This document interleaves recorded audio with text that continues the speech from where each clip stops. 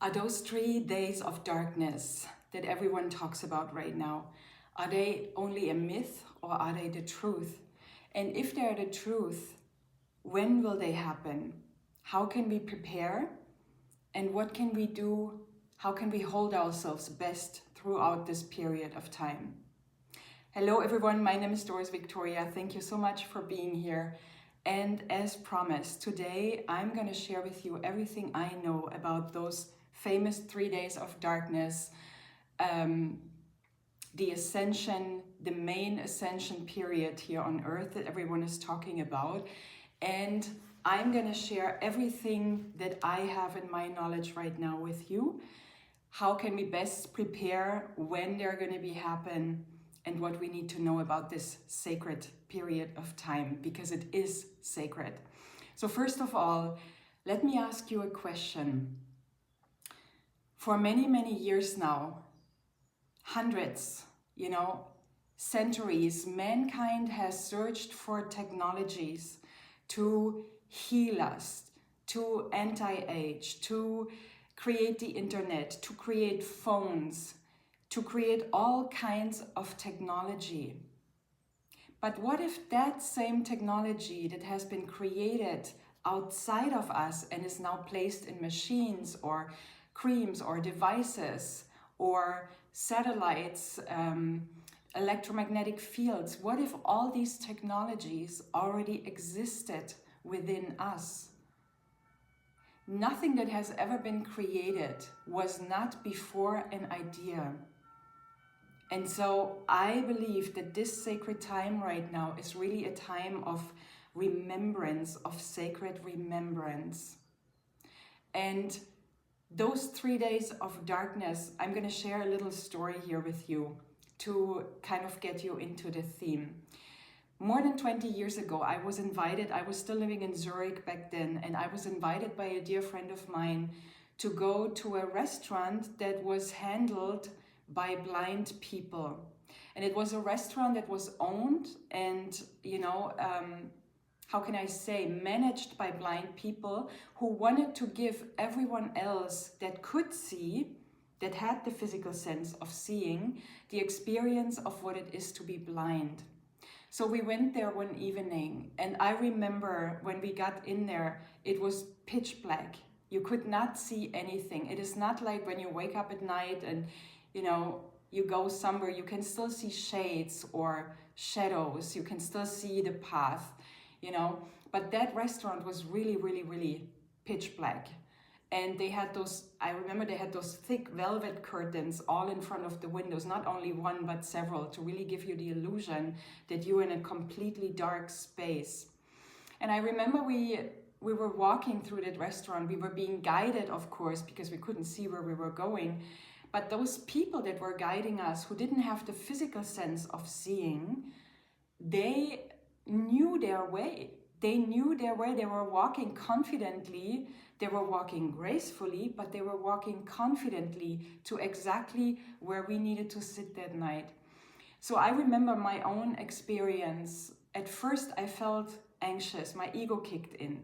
My ego was like, oh my God, you don't know what you're going to be eating. What could be on your plate? You could run into a wall, you could hurt someone, you could hurt yourself, I had all these thoughts, these mind crazy thoughts, because I was in a situation that was unknown for my mind. And so I held myself as best as I could. I have always been my divine mother. I held myself, I calmed myself, I was breathing. Because you can only feel abandoned as much as you abandon your own breath. So I kept breathing deeply. And I remember at one point there was this beautiful feeling of, how can I say, of bliss. It was almost like I started feeling my senses being reactivated. Things that I had within me, things we all have within me, started being reactivated. And let me just clarify, I was in that restaurant for only 4 or 5 hours, So if we really face those 3 days of darkness, this period of time is going to be longer. But I remember I was only being there for 4 or 5 hours, but this experience I kept it in my heart because it was something beautiful. It was frightening at first, but then when I passed the threshold of really holding myself and staying calm and knowing that I am safe and knowing I can trust my light, that's when everything changes. So I remember I went to the restroom, I needed to go to the restroom, and how gracefully I moved, and how all my inner senses, my smell sense, my touch, my taste, my feeling, my hearing, all these other senses kind of like got heightened. It's like they became reactivated. And I also remember how I started moving very graceful, kind of like, you know, when you see the Hawaiian dance and how they are dancing in harmony with the earth. This is how I started moving very, very gracefully. So this experience, as I said, has stayed with me, and I was reminded of it the other day when I heard about these 3 days of darkness. So first of all, if those days are happening, know that it is for our highest good. It is all divinely orchestrated. Remember a caterpillar that, you know, as a caterpillar, he has to go through the period of the cocoon where he's in darkness as well, before he can become a butterfly, before he remembers his wings and then starts flying and showing all the world its light and illuminating the world with its own light. So I believe that this is a little bit the case for us. So how can we best prepare for this period of time? They have been saying drink 2 liters to 3 liters of water each day. I would say drink at least 3 liters, if not more. There is voices now that are going up all the way to 5 liters. If you drink water, make sure that your water is clean. Make sure it has no fluoride in it. Make sure it has no chemicals in it. Make sure it is as pure and clean as possible. Spring water or filtered water or purified water, anyone will do. What you can also do, what I've been doing for years now, is place a little bit of the highest quality of stone, or as they also used to call it, rock salt, on your tongue. Rock salt, why? Because the rocks in our earth, stone salt, this beautiful rose-colored Himalayan salt, or I remember there's this Persian blue salt. They are all rock salts. They're basically mined.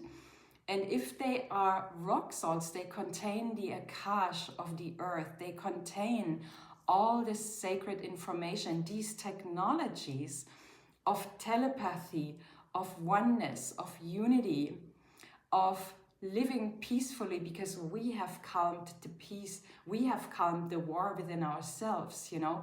There's going to be no more war between ego and your higher self. So if we calm and heal the war within, we won't see war outside ourselves anymore.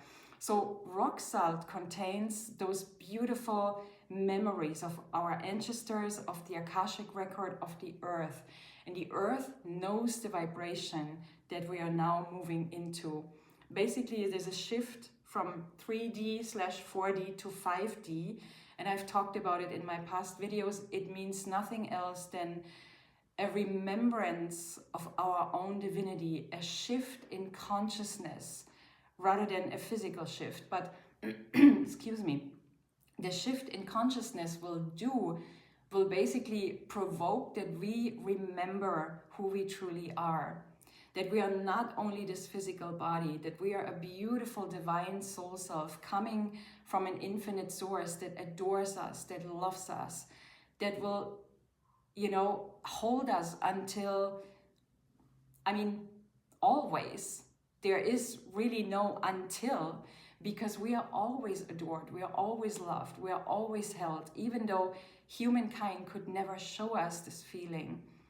But there is a loving source that knows you by name, every single one of us, knows how sacred you are and is holding you. And so when we get back to this remembrance in ourselves, our own divinity, that's when we can not only connect with our own divinity, but this is the moment that we're going to see the divinity that surrounds us, you know. When you look into nature, every tree, every plant, every animal, every bird, every flower is sacred. Every rock is sacred. Every crystal is sacred, because everything holds love of the divine. And I want to mention something here that I heard and that deeply touched me. Humankind is the most interesting species, if not to say insane species, that has been seen. They adore an invisible God, an invisible creator, and destroy a visible nature without realizing that the visible nature that they destroy is the invisible God that they adore. And that reminds me of our indigenous people. I have been hearing a very beautiful conversation of, they call them Maori now, but Maori is kind of like a surname for all the indigenous people of New Zealand before the English took over.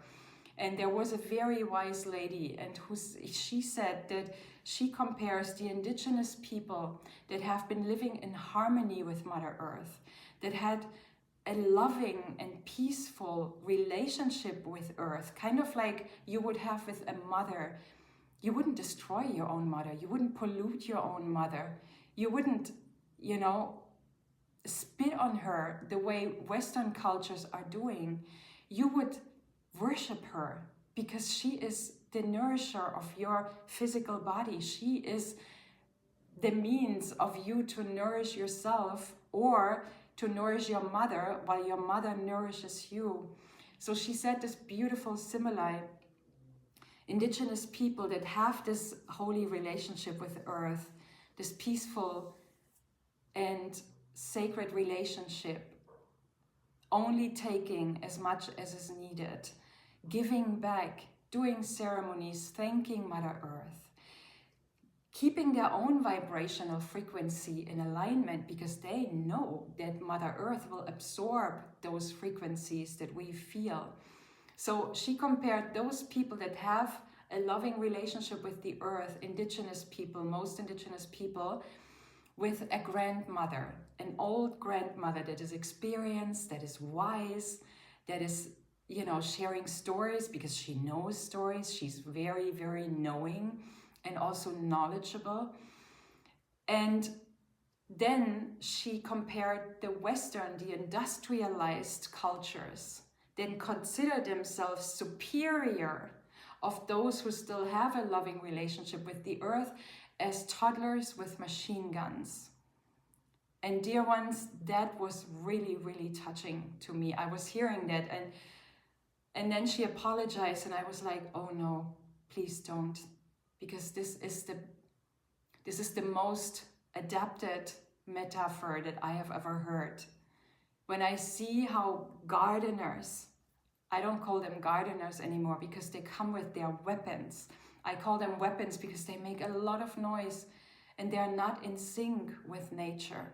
You know, if you have to create things to cut alive branches, this is not a healthy relationship with the earth, because we wouldn't cut the arms or the legs of a human being either, right? So when I see that, when I see what is happening here in Southern Europe right now to nature and also to human beings, it was very, very touching when she made this comparison. So back to the stone salt. Place twice or 3 times a day. Place just a breeze, you know, just a little bit of stone salt on your tongue, and then just let it absorb. And you know, those minerals will do something. They will do their own magic. Water, I'm telling you to drink at least 3 to 4 liters of pure water a day, because water is kind of like dissolving the density So if you have been doing shadow work, if you're a light worker and this message is for light workers, then you know that you need a lot of water in order to transcend all these old layers from our beings, in order to find the inner light and reactivate and illuminate fully and entirely this inner light that has been on pilot flame in many of us until now. Water is, as I said, not only purifying your system, but it is helping you to transcend and to detoxify and purify anything that is no longer needed, not only from your physical body, but from your mental, emotional, and spiritual body as well. So again, make sure you drink enough water, and don't drink water all at once. Don't drink 2 or 3 liters all at once, but make sure you drink tiny amounts of water throughout the day. Make sure you always have water with you. How can we best prepare before I reveal the dates? What else can we do? Ground yourselves. Grounding is very, very important. We cannot, if those 3 days of darkness are coming, we won't be able to hold ourselves the way we are intended to if we are not grounded enough. And many of us light workers, I notice from my own experience, we are more in our higher chakras. We are more in our crown and our third eye, but we are not really rooted in our root chakra, or sometimes the creative center or the solar plexus are still kind of like not really activated so that the energy can freely flow in this Taurus form, you know. So make sure that you ground yourself. Grounding can look different. You can walk on, you know, green patches of grass, somewhere out in nature where the grass is clean. Walk barefoot on that little patch. Remember the movie Pretty Woman, when she made him walk barefoot on that green grass. She already had this wisdom inside of her. So let's walk barefoot on green grass, kind of like the indigenous did, because when we are barefoot, we will absorb wisdom, kindness, peace of Mother Earth. There's another beautiful exercise that I shared 2 videos ago. For those of you following me, you can go out into nature, into a calm space, and then lie down with your belly facing towards the earth, your belly facing down, because your navel, when you lie belly facing down on the earth, your belly, your navel is absorbing wisdom of Mother Earth. And it's kind of like, it's creating almost like a magical reconnection between the earth and yourself when your navel faces the earth. So that is a very powerful exercise that you can do. You can even extend this exercise and lay down for 20 minutes. And as you feel the reconnection with your Divine Mother, Mother Earth, you will, you know, become aware of noises in nature that you hear. And when I say noises, they're not really noises, they're peaceful sounds. There could be a creek of water nearby. There could be birds singing. There could be maybe a deer that you're hearing, or a crow. Or maybe the wind is talking to you, moving through the branches of a tree. That is a beautiful, beautiful grounding exercise that will also help you, kind of like me in this restaurant that was managed by blind people, that will help you to reconnect with your senses and kind of like reawaken them, because we all have been so numbed in an anesthesia in this loud, noisy world. But it's not Pacific sounds, it's not peaceful sounds, it's sounds of construction work, of blowers, of shredders, of motor saws, of cars racing. You know, this is not giving us peace. Peace is bringing nature. When we go out in nature and you hug a tree, you will feel the peace that is starting to take over your senses. And that is the feeling that we wanted to go back to. And that is what we are all invited to remember.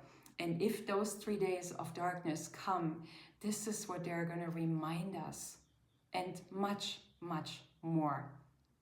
So what else can you do? As I said, hold yourself as much as you can. Be your Divine Mother. If needed, repeat affirmations like I am safe, I am held, I am always watched out for. Everything is always working out for me. You can affirm those peaceful incantations or affirmations, as you want to call them. And remember that caterpillar that is in the cocoon is not freaking out. He's not freaking out. He is waiting patiently to become the butterfly. I'm always going back to that simile. So this is in essence what I wanted to share in terms of preparing yourself physically. I would also recommend to, if those 3 days are coming, do not light candles. Don't look for torches. Don't look for little lights that you could illuminate, but really embrace the stillness and the darkness. Lay down somewhere safe if you can and just hold yourself and watch, like the caterpillar in the cocoon, watch this inner transformation that is going on. Remember to be the eternal observer behind your thoughts. Remember that you are not your thoughts, you are not your emotions. You are the eternal wise observer that sees beyond the illusion of the physical world and beyond the illusion of your own thoughts and your own feelings. So know that you are in essence light, love, joy, and peace. You are truth. And if you can operate, and not only during those 3 days, but if you can operate in general from that space, you will be held, you will be okay, and everything will be fine. Trust me.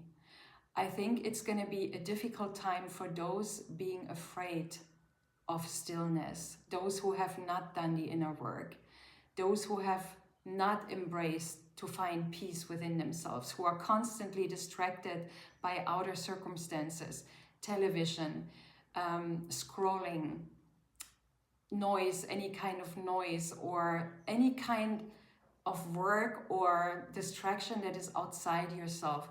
It's going to be challenging, but we all have free choice. We all are invited to go through the shift.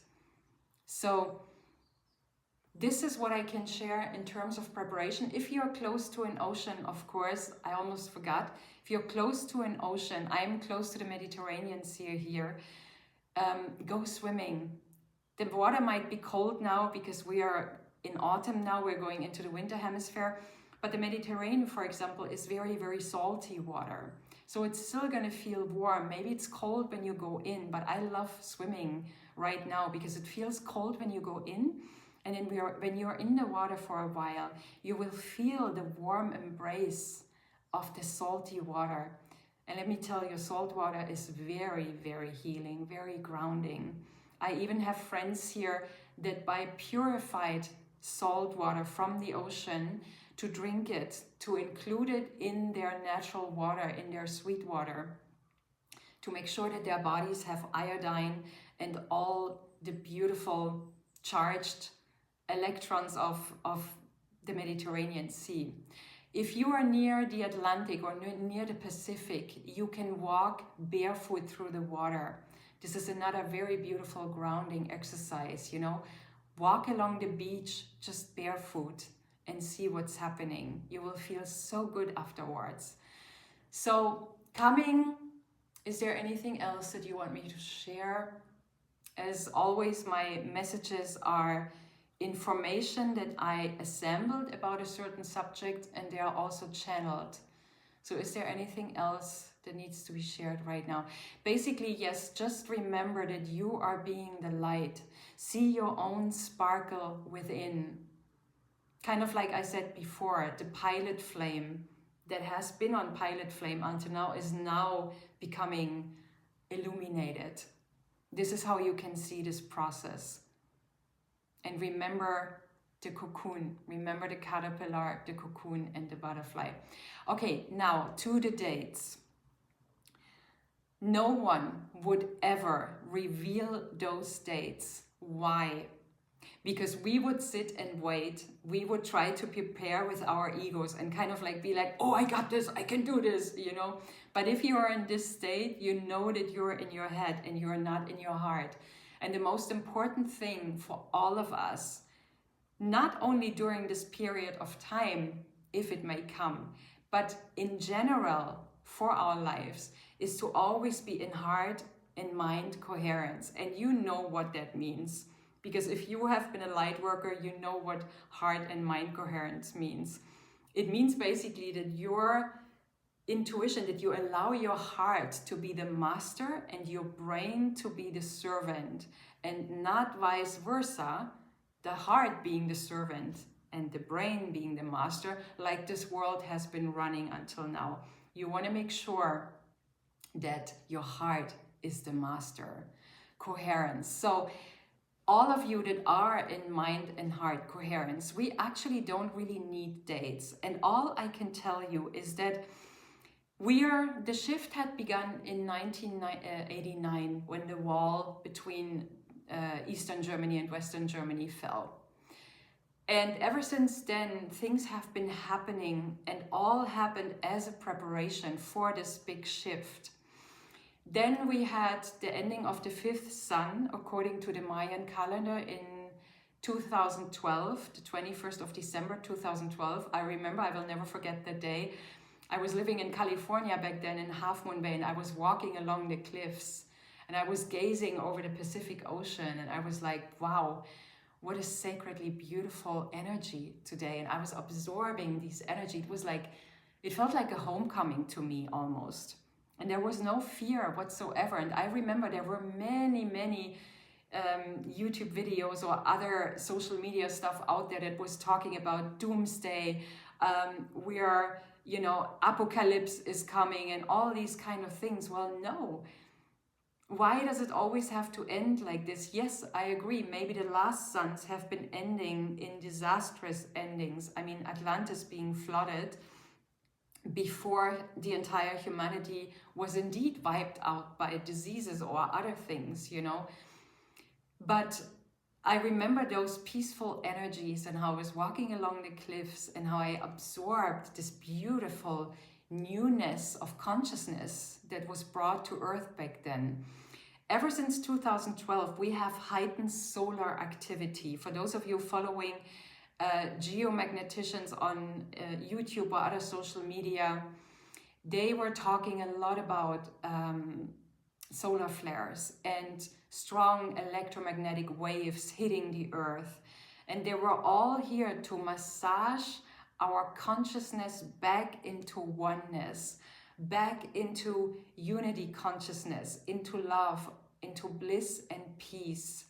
Because remember that there is no path to peace. Peace is the path.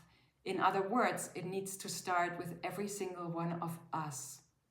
So those solar flares have been increasing. And I remember just 2 days ago, on the 12th of November, I received an urgent message that there was another very strong solar flare hitting the Earth.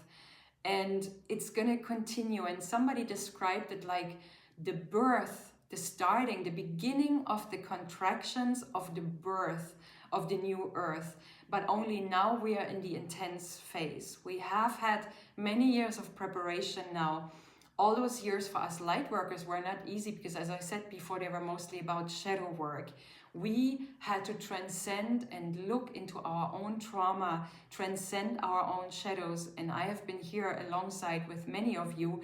If there are clients of mine watching this, you know how important this work is. So it has all been a preparation for this sacred phase, for this sacred shift here on Earth that we are approaching now. So about those dates, they will come when Spirit, when the divine source that is not male, it's not female, it is both basically included, because in soul selves, we as our souls, we have no gender. We have transcended all these physical categories that separate us from each other. So Source will know when the moment will come. No one can tell you the dates for sure, But what I feel is that if we are approaching this period of time, is that we are getting closer, because I see the increased solar activity and I see that it is increasing like never before now.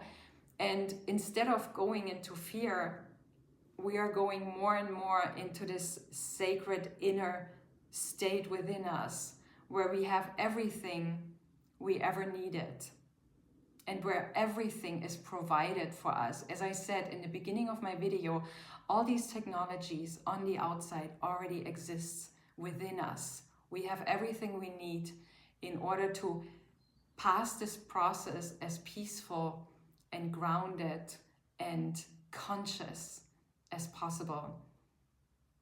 And it will be a sacred period of time. As I said, do not illuminate candles. Do not look for light sources. Look for your inner light, because remember, when the outer light is taken from us, that's when the inner light can truly illuminate. Thank you so much for watching. Let me know in the comments below what you have been taken away from today. Also, if there's something that you want to share about these 3 days, I invite you to share it in the comments below for all members of our small community, but a bright community that is growing. Share what you want to share, and remember, whenever you leave your comment, make sure it's coming from your heart and not from your ego. Have a beautiful rest of your day. Again, thank you so much for watching, and I'll see you in the next video. Bye for now.